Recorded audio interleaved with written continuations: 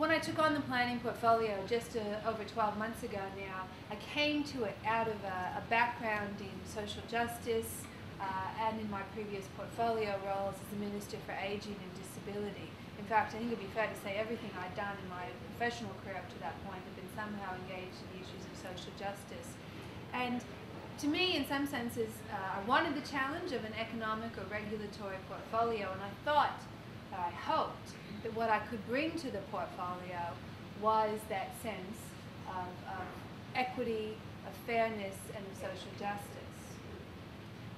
Then, along came the economic crisis, the global financial crisis, 6 weeks after I took on the portfolio. Although I always hasten to say those two events are not causality related, they're just how it happened. And that gave a new emphasis to the planning portfolio. It gave a new sense of urgency. His government was keen to use the tools that it had at its disposal to stimulate economic investment, to invite jobs to the state.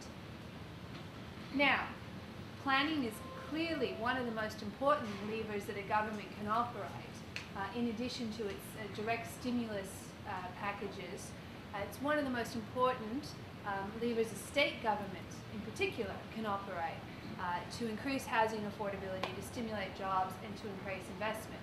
So for the last 12 months, we've had a great focus, if you will, in the planning system on efficiency, on speeding up planning decisions, and on ensuring that we invite investment, that we deliver certainty to the community as well as to proponents, that we use the planning system to deliver projects, to invite people who want to invest in New South Wales to ensure that they're doing it. And it's through that process I started to think this is still very much social justice work.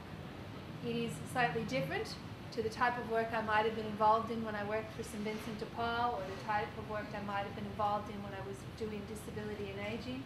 But at the end of the day, it is still very much work geared towards supporting people of New South Wales, in particular, giving them the opportunity for more affordable housing, ensuring that they have a job, closer to home.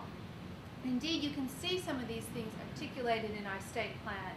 And for my money, I reckon the state plan is one of the great policy documents that a Labor government, in particular this Labor government, has produced. And we've just completed a series of meetings, 17 meetings around the state, updating the state plan, which was first conceived in '06, updating it to reflect the global financial crisis, to reflect the new federal approach from our Commonwealth government, to reflect the coming carbon pollution reduction scheme.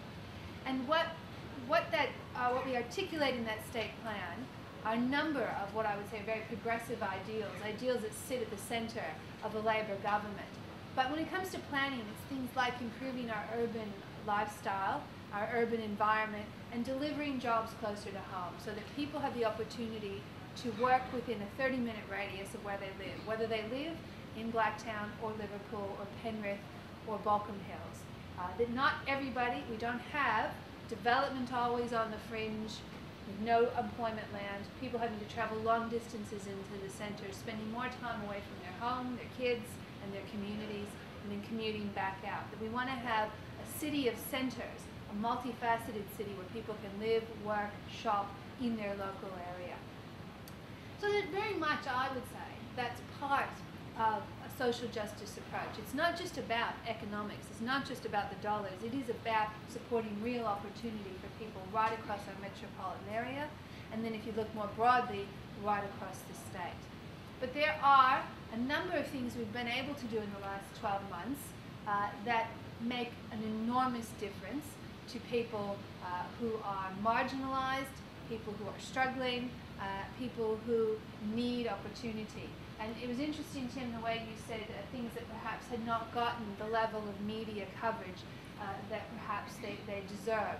And I want to highlight two of those. One is the New South Wales Housing Code. And the Housing Code is a way that allows a homeowner to put up a DA of sorts and have it approved within 10 days. So what the Housing Code is a prescribed set of of rules about how high, how much floor space, what the setback is, etc. It's an envelope, if you will, for blocks of land 450 square meters or larger.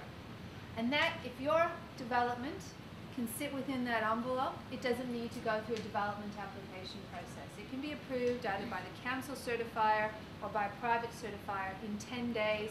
You've got your construction certificate, you can start building. Why is that so important? Because the holding costs for a DA are enormous if you're building a new home.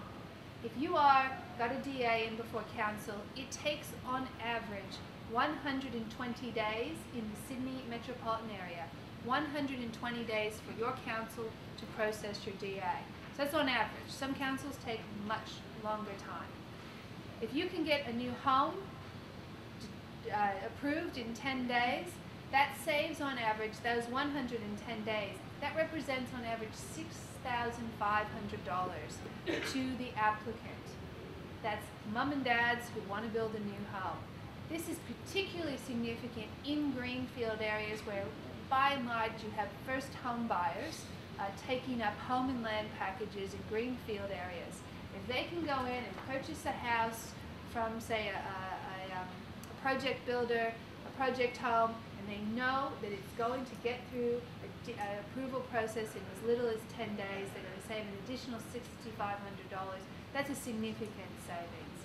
It's also a significant savings for local councils who no longer have to spend resources assessing what are very straightforward development applications. It means that the council can focus their resources, their ratepayers' dollars, and their scarce planning resources on those more complex development applications.